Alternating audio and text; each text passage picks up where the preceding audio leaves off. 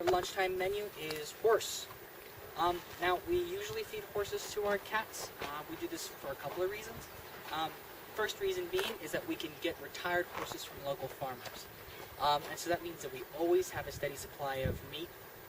We never have to worry about going through out of shortage because farmers are always going through horses and other donkeys and whatnot that once they're old, we can then recycle them and feed them to our cats. We do feed them game animals occasionally. We do that as rarely as we possibly can. One of the main missions for the Cheetah Conservation Fund is we want to keep as many wild cheetahs out there in the wild.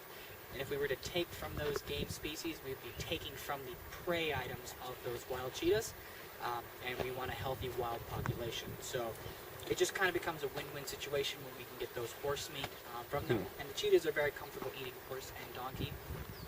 They don't seem to mind at all about it, and we do it so often that they just get used to it and they're very comfortable with it.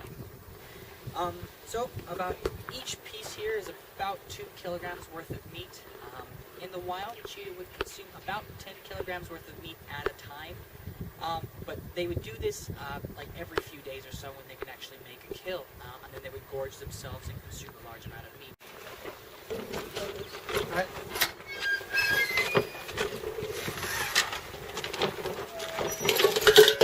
Whoa!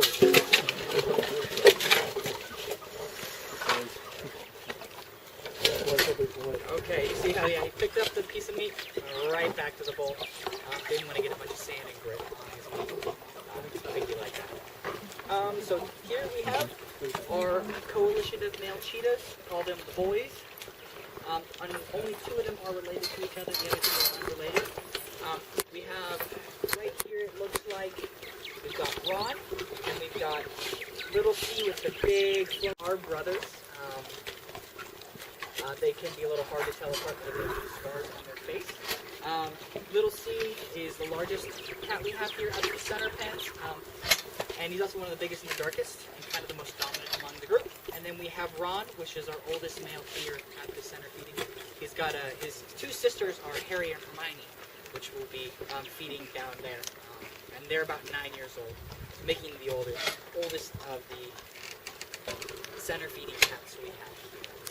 They have their own bowl? Huh? Their own bowl? They each have their own bowl? Yeah. No. These guys don't have specific bowls that they're particular about. You'll see the ambassadors have a specific spot they like to sit in. It's more of that instinct kicks in and they just go for the first piece of meat that they see. Okay. Which is why we try to cut all the pieces of meat around the same size, the same texture, so they're not arguing over who's got the biggest piece of meat. They do, yeah, oh yeah. And it's really funny, you'll see that when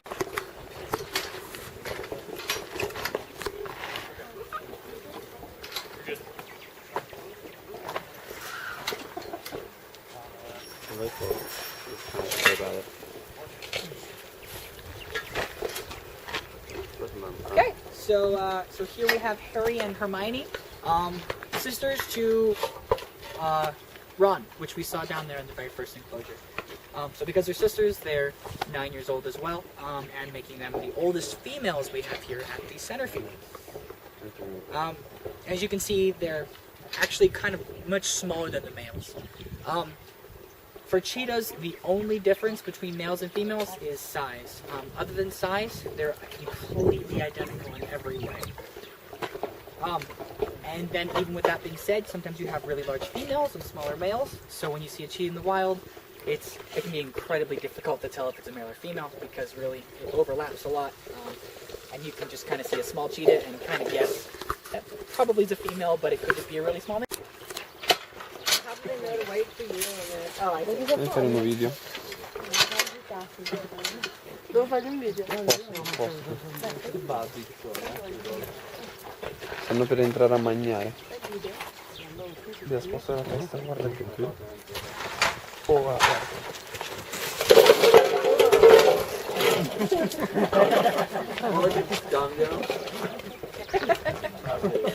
So this is our ambassador group. They are all related, and they are all cubs. This is the only group that we have males and females together. The only reason we can do this is because we do give birth control to the males. It's just a very simple implant, very uninvasive. and that just keeps them from breeding. Otherwise, the males and females are completely separated. We don't have to worry about that. As you did see, they went for the first piece of meat that they saw, and then realized that it wasn't in the spot they wanted to sit. So they'll then play musical bowls, and they'll switch until they go to their favorite spots. And they do this every time.